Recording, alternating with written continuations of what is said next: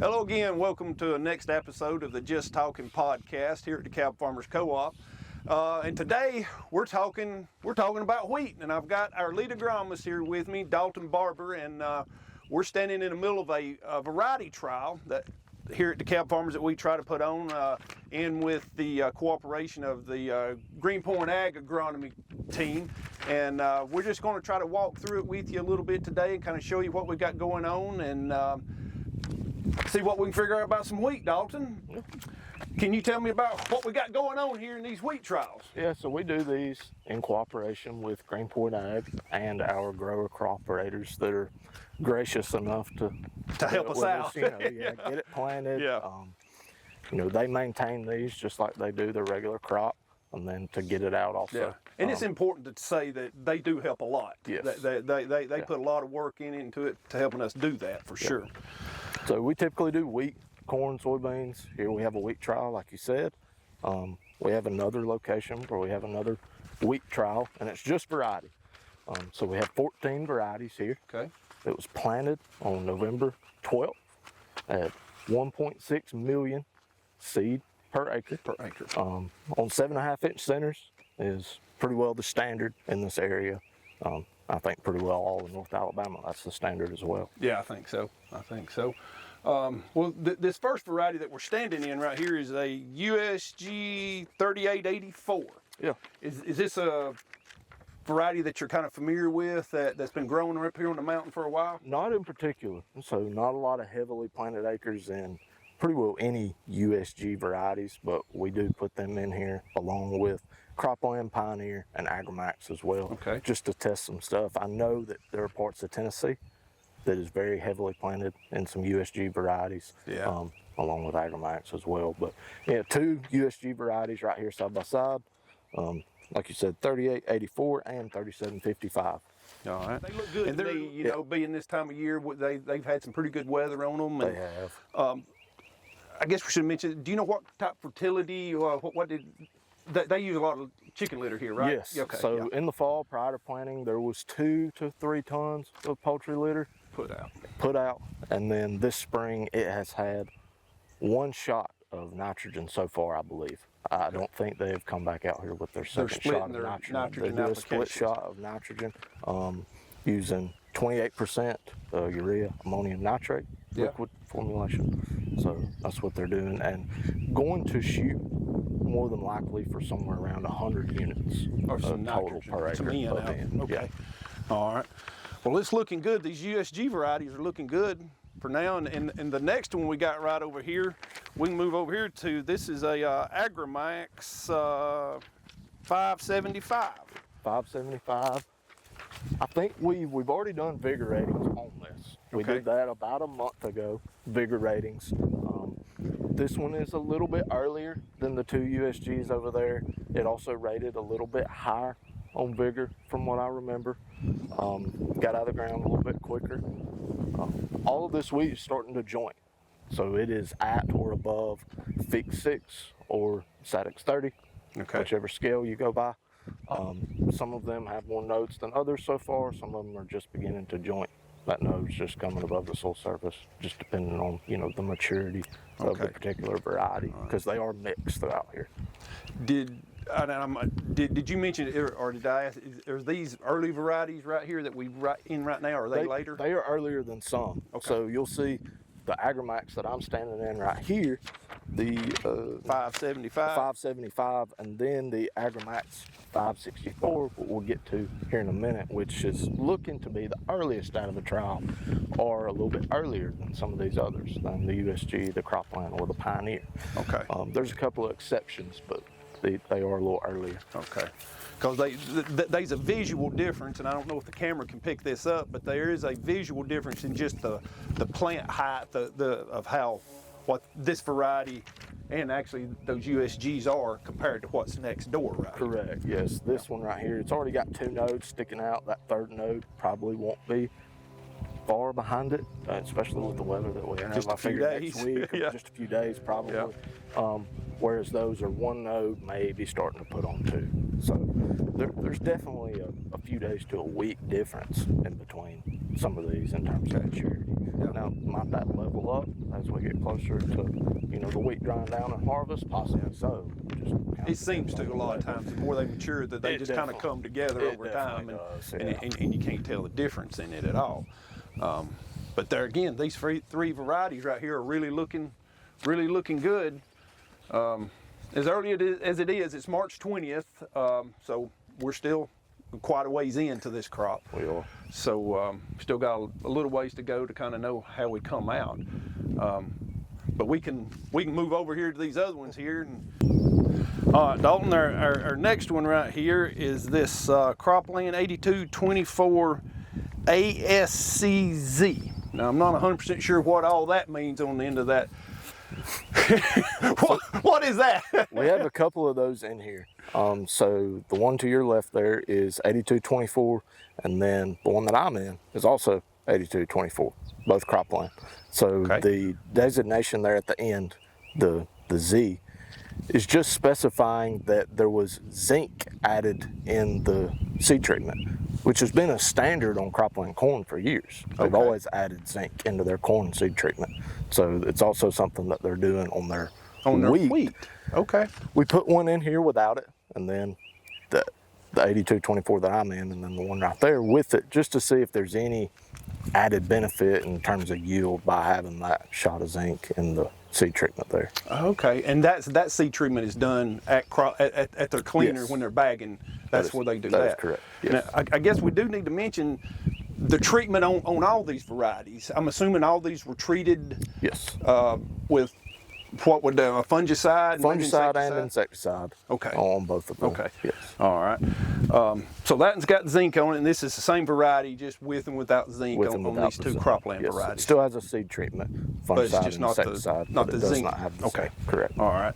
All right. So we can move on to the next one, unless you got something else on these. The 8224 is one that we're familiar with. It's been out for at least a few years now. It actually won the trial here last year, not at this site, but just down the road. Okay. It's an awnless variety, and it also stands up really well. Last year, folks know that lodging in wheat was a tremendous issue given the amount of rain that we had. A lot of rain last year. But this one had almost no lodging at all, and that played a part into it winning the trial when the rest of the varieties were partially or all the way on the ground. But even in a year where it does stand, it holds its own in terms of yield. Yeah. It's just awnless is the only thing about it. Some folks like it, some folks don't. But it stands up very well. Yeah, you know, and that's something that you learn and you figure out pretty quick doing all these variety trials that we've done for years. Is varieties are so weather dependent. The environment, you know, like I said about this one, it was so wet last year, it did so well. And corn and beans are the same way, you know. So it is, varieties are environmentally dependent on whether it's a wet year, drier year, exactly, you know. Right. Different. I mean, there's so many things can change how these trials come out. That is just natural that every grower, every farmer, everywhere experiences at some point in their life. But it's hard to. You can't plan for everything, can you? No, you can't. It seems especially important in wheat, and it affects corn and cotton and soybeans also. It does. But in wheat, you know, you're trying to protect it from disease. You're trying to get it to dry down. You have other stuff going on at the end of May and beginning of June. It's a hard crop to get. You got it out there. And you got to do it. It's raining. It's a difficult thing. It is. Wheat is in our area, our geographic area. It's a hard crop to grow. It is, because you're always trying to do something, and most time it's in a wet time of year, and it's just a hard crop to grow. Yep. And you want to give it every chance you can get to actually make a crop and be successful and make money. Yeah, make money at it. All right. Our next one is a pioneer variety, a 26R33. The 26R33 is a good one. It's kind of like the 8224. It's been around for a few years. But both the 8224 and the 26R33 are ones that we're very familiar with in this area. Quite a bit of it planted. Been successful. Been successful with it. Yes.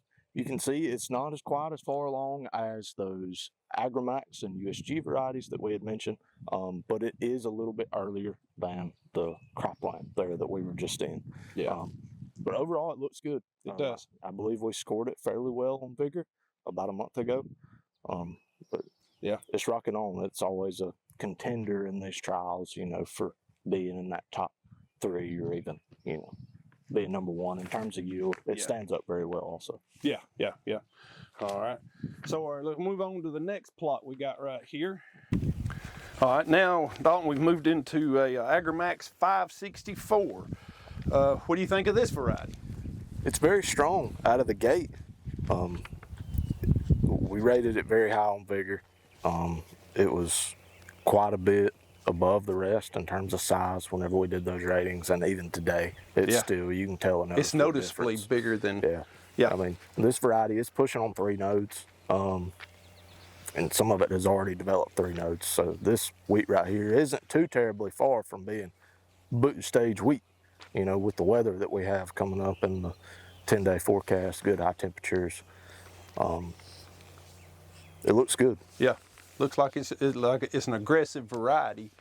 At least in this growth stage that it's in, it's been aggressive at getting out of the ground, it looks like, and moving on. Our next one there that you're standing in will be a Cropland 8650. 8650, a newer variety. We're going to see what it does this year. It doesn't seem to have quite the height as some of the others. A little bit later, but that doesn't necessarily mean anything when it comes to yield. We'll see how it does, but it can help us make planting decisions, in the fall in terms of earliness and lateness, because, like we mentioned, this was planted on November 12th. We just come out of some really cold weather. We just had snow 4 days ago here, didn't we? If that Agromax 564 had been planted on October 20th rather than November 12th, we could have gotten to some issues if it had stayed colder a little bit longer in terms of damage to that wheat. So that, that's a consideration when it comes to earliness or lateness of a particular wheat variety, and just getting your crop out in stages too. If somebody's got enough wheat acres, they might want it to be ready at different times rather than all at one time.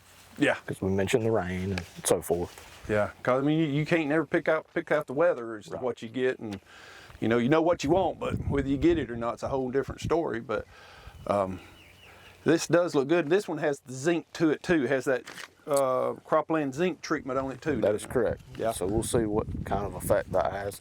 And you had mentioned the 564 being an aggressive variety, so something that plays into that with wheat that is more aggressive. At that 1.6 million population, and trying to get a spring total of 100 units of nitrogen out there, those things can open you up to some lodging under certain circumstances. And that is why this particular grower, and most growers throughout our region, are using a growth regulator on their wheat. They're putting that on sometime around the 1st to 2nd node. It's kind of the timing that they're shooting for on that, to get that in the plant and protect you from some lodging. So there's no necessarily yield advantages to a growth regulator application outside of the protection of lodging. So that's a good point. Those growth regulators on some wheat allows for a grower to maybe push his crop a little harder, doesn't it? Put a little more in out there to try to get, of course, more yield out of it, But that's really the main purpose of those growth regulators, is to be able to push that just a little harder. That's absolutely right. If you start getting above 80 units or so of spring nitrogen, I highly recommend a growth regulator in there to protect you from lodging. Because you can put as much nitrogen as you want out there, but if it's on the ground, it ain't doing you no good. It's not doing you any good at all. And that's the whole point of all this, is to make growers profitable. At the end of the day, to make you money and to help you grow and learn better of these varieties and just be a better grower across the board. But the growth regulator is a good point that plays in, and I guess we should mention about some fungicides, insecticides that will happen on this spot. That's right. So on this particular farm, and this isn't commonplace by any means. There's people who have mixed management strategies. Sure. But on this particular farm, there will be a systemic fungicide in the tank with the growth regulator, which has already happened. But that is going to provide some protection to the flag leaf as we get into that stage. Now, we're not quite there yet. Yeah. But using a maybe more premier type product, a more systemic product with some preventative action rather than just curative, Yeah. Which is okay. But but if you can prevent the problem, you're better off. Yeah. That's right. Yeah, you're better off. And it saves you a pass. Yeah. You know, if we do have some disease pressure, which varies from year to year, it can save you a pass on the wheat. Sure. So some folks view that as, you know, the preventative action, and then saving them a pass through the wheat as kind of money ahead rather than having to, you know, not having a fungicide out there and then us getting some disease pressure, you know, rust, powdery mildew, whatever it may be, and then having to come back out here in some bigger wheat and then make application. Yeah. Can you use a more economic product in that scenario?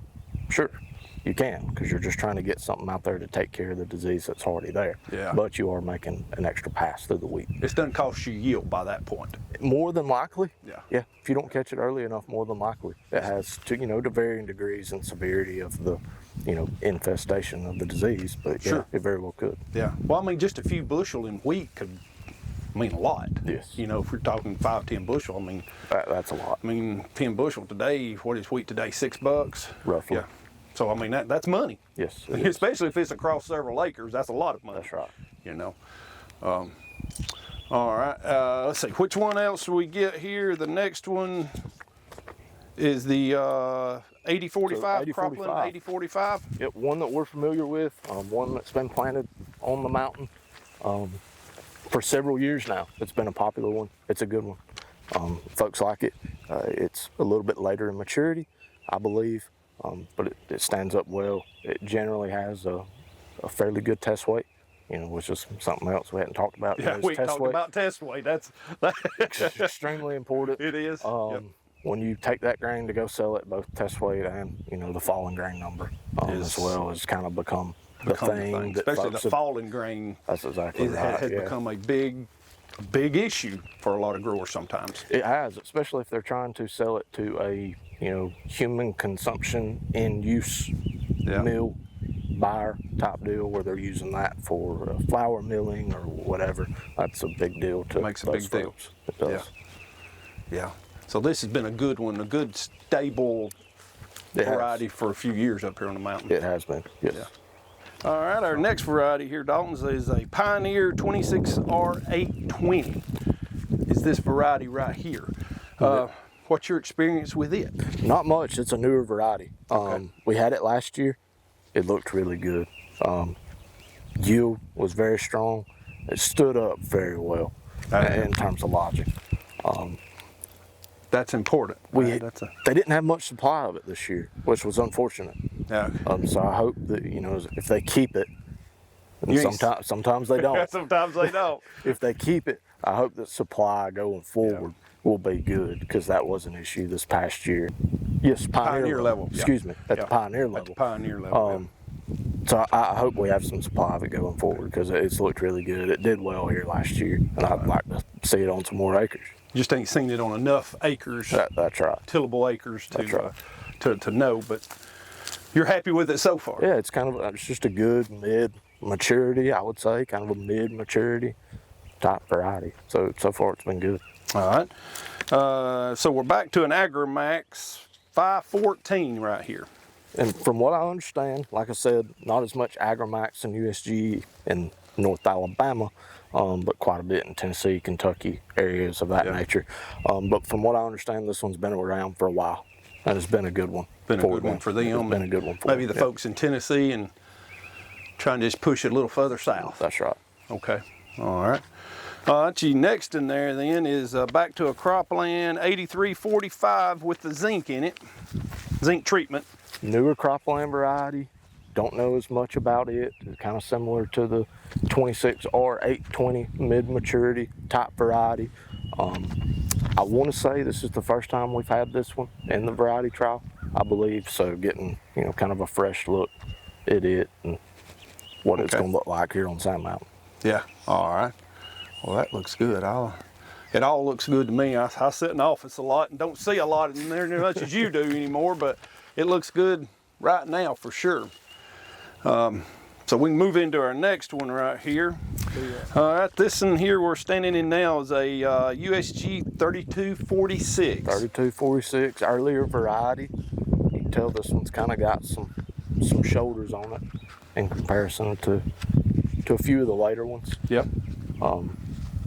Is it one that you're kind of familiar with over the years? Not particularly, no. I want to say that it is a fresher variety. I don't think that it's been out for a long time. Okay. All right. Kind of similar to the one here also, 26R 511, newer variety. It's pioneer variety, newer variety. We had a little bit of a planter issue.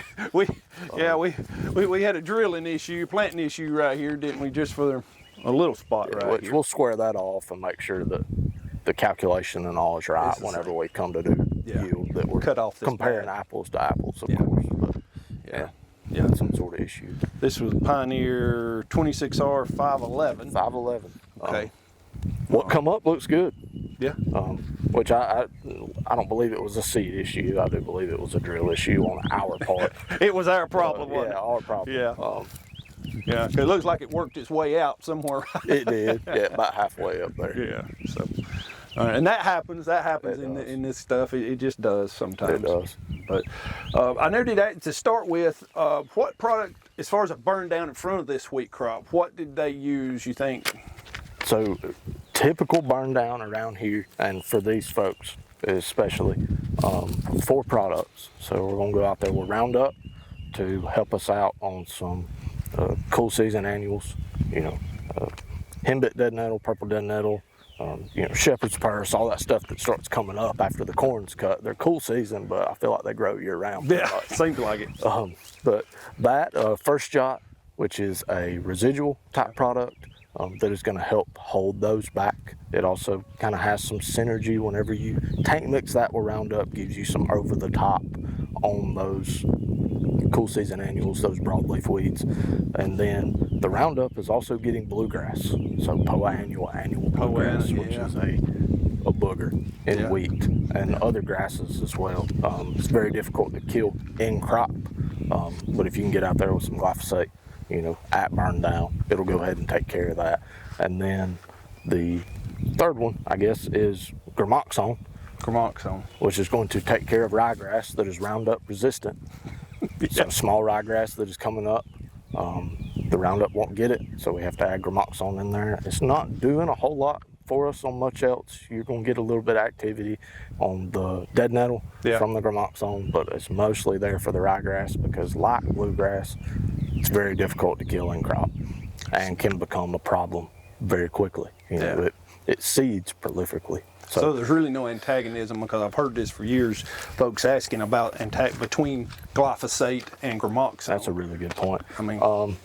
So in the warmer months, we can see that. Okay. And we'll tend to discourage it at times. But at the time of planting the wheat in the fall months where it's cooled off a little bit, you get very good uptake of the Roundup to the bluegrass and the other things, even with having Gramoxone in the tank. So you're not getting so much burn, so to speak, that it's not taking in the Roundup. Okay. And the bluegrass, it has a very waxy cuticle, so you're not just completely burning it up to begin with. Anyway, so you're still getting some activity from the glyphosate.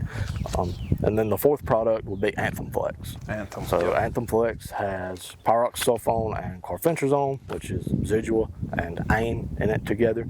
And it is going to protect the wheat from emerging ryegrass, mainly is what we're using it for. So that Zidua that's in there is also going to have some activity on some other things, probably some, broadleaf type things, but ryegrass is really where we're going after, to try to prevent that from coming back up. Because, if you have a bunch of ryegrass in there in crop, our option is Axial Bold, which is a good product, but it's very expensive.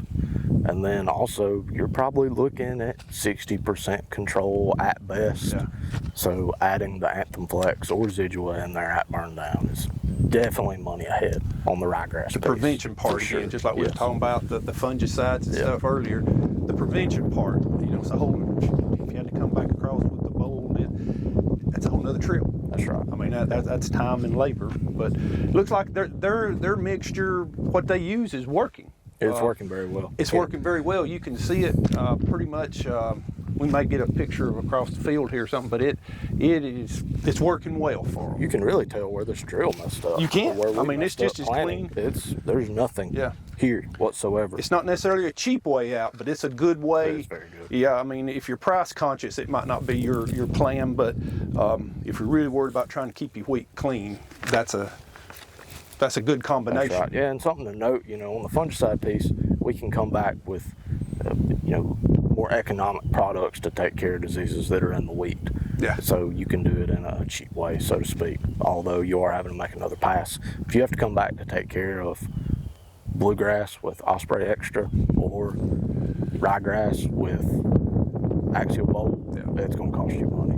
Yeah. And the control isn't 100% either. It's not guaranteed that you're going to get it all because, you've got fertilizer out there or poultry litter out there, and they're just difficult to kill. So your end result, you're still going to have weeds. Yeah. Yeah, and that speaks, you mentioned the poultry litter, that speaks a lot for those products because these growers here use a lot of litter. Yeah, very fertile ground. Very fertile ground, and we all know what happens when you have a lot of litter around. There's a weed pressure there that tends to be high, but that combination has worked well for them here. Yeah, and in terms of spring herbicide, Harmony Extra or Culex are kind of the products that we go to in terms of taking care of, cool season annuals, so henbit, other things that have come back since our burn down, the dead nails, bittercress, shepherd's purse, all those things come back with a combination. Harmony Extra is especially important on ground where we have wild garlic or onions or whatever you call them, because Culex does not get those. So there's the product that's going to get the onion, which can be a difficult thing whenever you go to sell it. Try to sell it. Have it in there. Yeah. What about a over-the-top fungicide, more into that heading, when the plant begins heading? Yes. So just about all the wheat in the area, and on this trial also there will be a over-the-top fungicide application for head scab or fusarium head blot, whatever you want to call it. The severity of that varies year to year, but typically we always have some show up to a certain degree, and it's going to impact yield. Yeah, you nearly got to use fungicide at that point, don't you? If you've went that far into a wheat crop, you've really got to do that. That's right. Yeah. Well, this all looks good, and we're going to come back later on we're probably looking first part of June sometime and give you another look at see how this wheat's come along just right before harvest, and we can check for lodging and different things how in it. Everything's standing up. Look at lodging. Yeah, and we'll after we get harvested, we'll let you know kind of how the yields turned out per variety in all this. But these trials like this are not just done right here. We're on Sand Mountain here, just below Boaz, Alabama. With Greenpoint puts these trials all over North Alabama. So if you're watching out there and you're in West Alabama somewhere, there's a wheat trial somewhere close to you. That is right. Yeah, they're in your county or next county over or something, and your Greenpoint retailer somewhere right there close to you can help you get that information for sure out there. But we'll definitely come back right here in several days and let you know how this plot turned out, and we'll get you involved in some of the corn plots we're going to put in. That's right. Here, and it's just 3 or 4 weeks out, starting some corn plots and some bean plots. We'll have a couple, corn going in here pretty soon, and then we will have a double crop bean trial right here at this site. So typically as soon as these folks' wheat trial comes off, we're back the next day planting the beans. Yeah. So we'll do that also. Yeah. So we got a lot of information coming out there for you for sure. It's just what we do here, and so we're gonna keep talking to you, talking about different subjects as we move along here. But Dalton, thanks for helping me today. Yeah, absolutely. And we'll see y'all folks next time. Thank you.